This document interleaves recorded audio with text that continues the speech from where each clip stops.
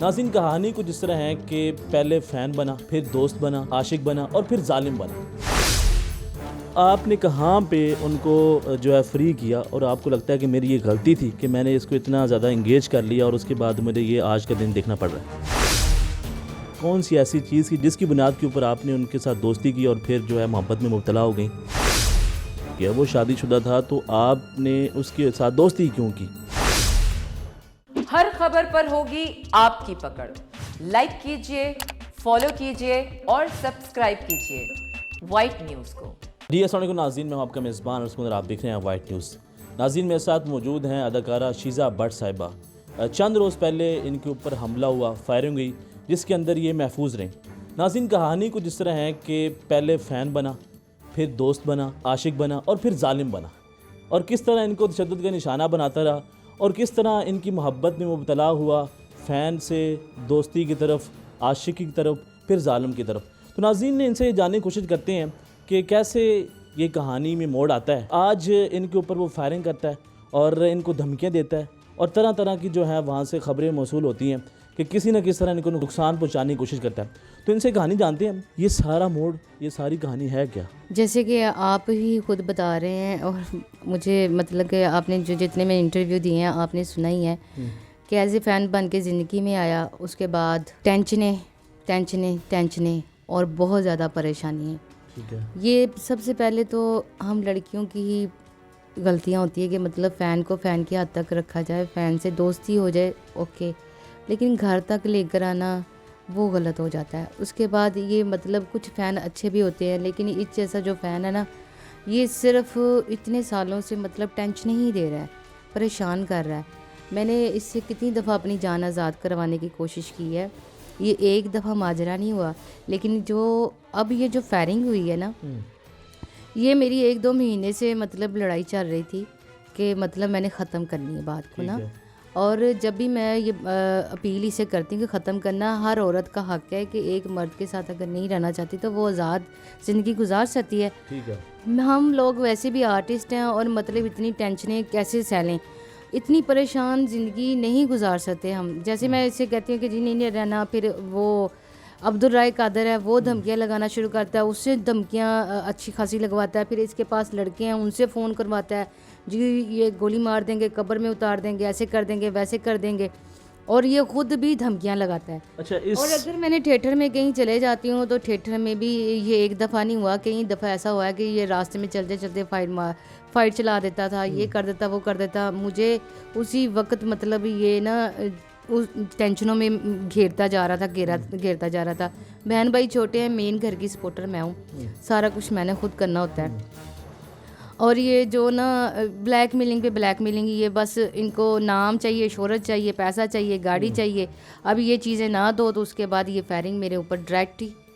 अच्छा, ये बताएं कि आपने उनको इतना फ्री किया, ठीक है, फ़ैन था तो वहाँ से फिर दोस्ती की तरफ आया, दोस्ती से फिर आगे बड़ी चीज़ें, तो आगे भी हमने देखा है 2-3-4 लोगों के साथ, आर्टिस्ट के साथ ये होता रहता है कि वो फ़ैन आते हैं और बाद में वो जो है उनके दुश्मन बन जाते हैं।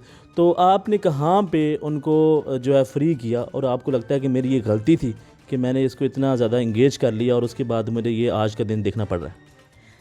सबसे पहले ये जो अपने आप को कहता है जी मैं बहुत बड़ा बिजनेसमैन हूँ, बिजनेसमैन जो होते हैं वो बिजनेसमैन होते हैं। ये जो जितना बड़ा बिजनेसमैन है, मेरी पूरी फील्ड को ही पता है कि कितना बड़ा बिजनेसमैन है। ये मेरे साथ साथ रहता है, मेरी ही गाड़ी चलाता है, मेरे ही ड्रामे पे साथ जाता है। पूरी फील्ड इस चीज़ की गवाही दे सकती है कि ये कौन सा बिज़नेस करता है। बिज़नेस करते वक्त किसी ने भी आज तक नहीं देखा, मैंने खुद नहीं देखा कि ये बिज़नेस कर लिया। अगर बिज़नेस करना है तो मतलब यहीं पे इसने रहना चाहिए होटल में, कहीं जाके बिज़नेसमैन का एक नाम होता है, कम से कम एक गाड़ी तो पास होती है, कि वो भी नहीं होती। ठीक है। और ये मतलब अजीब सी बातें करता है, अजीब सी टेंशनें देता है। मैं इतने सवालों के अजीब जवाब दे दे के ना थक गई हूँ।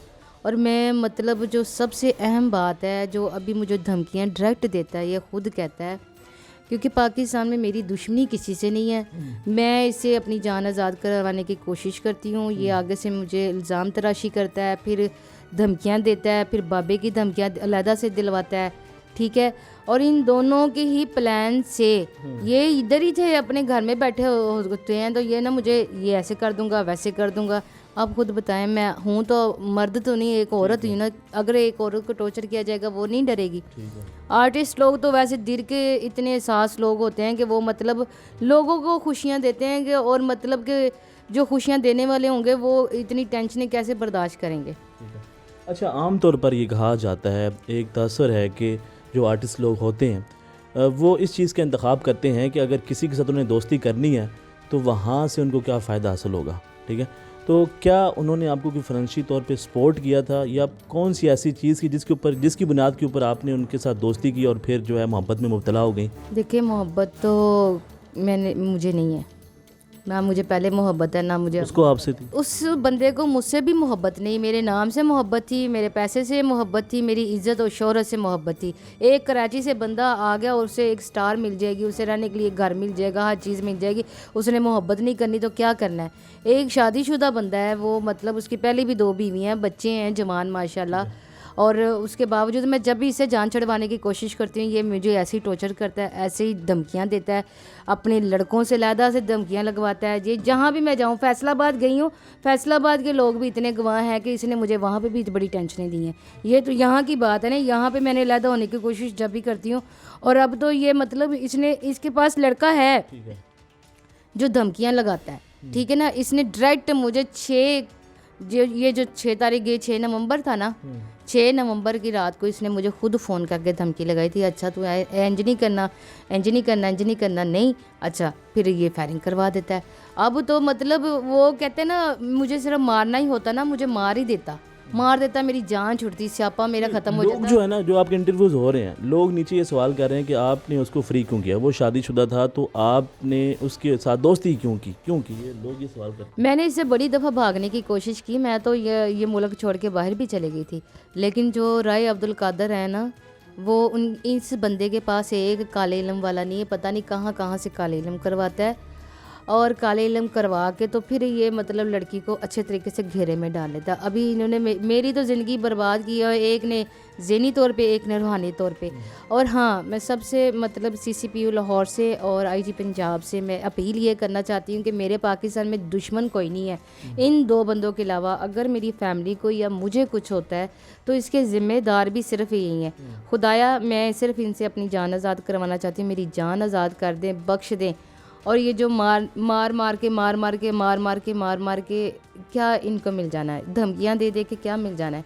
मैं तो इनके आगे हाथ भी कितनी दफ़ा जोड़ चुकी हूँ कि बस मेरी जान छोड़ दो। मैडम, आप इनसे क्यों डरती हैं? आपने कहा ना तो इनका भी कोई बिजनेस है, ना कोई इनके पास गाड़ी भी नहीं है, तो फिर तो आप एक FIR करवाती पहले, तो इससे आपकी जान छूट जाती। फिर क्यों इससे आप इतना मसला क्या हो रहा है? रंगबाजी इतना कराची से आया हुआ है, रंगबाजी तो इसके पता नहीं अंग अंग में उतरी हुई है। मुझे तो कितने साल ही टॉर्चर्स कर रहे हैं, तो मैं तो देख रही हूँ कि कौन किस किस्म की रंगबाजी करते हैं। ये देखते हैं कहाँ से ये टॉर्चर होती है, कहाँ से ये करती है। धमकियाँ लगाने के अलावा कुछ भी नहीं है इस बंदे के पास। और इसने आज भी ये जो मुझे नुकसान दिया है, ठीक है, और इसने मुझे कल भी मार देना है। ये इसे मैं जो चाह रही हूँ ना कि खुदाया मेरी ना जान छोड़ दें। मैं पुलिस वालों के पास भी गई, मेरा FIR भी हुई है, लेकिन जो दफ़ा इस पे लगनी चाहिए थी वो इस पे दफ़ा नहीं लगी। ठीक है। और मेरी CCPO साहब से और IG पंजाब से ये अपील है, जो दफ़ा है वो होनी चाहिए। और इन बंदों से मुझे अपनी जान का ख़तरा है, मेरी फैमिली को भी ख़तरा है, क्योंकि इसने कुछ ना कुछ कर देना है मेरी फैमिली के। मैं डर के मारे काम पे नहीं जा रही अभी कि ये पता नहीं कब क्या करवा दे। ठीक है। बस मेरी इनसे अपील है कि ये इंसाफ दें।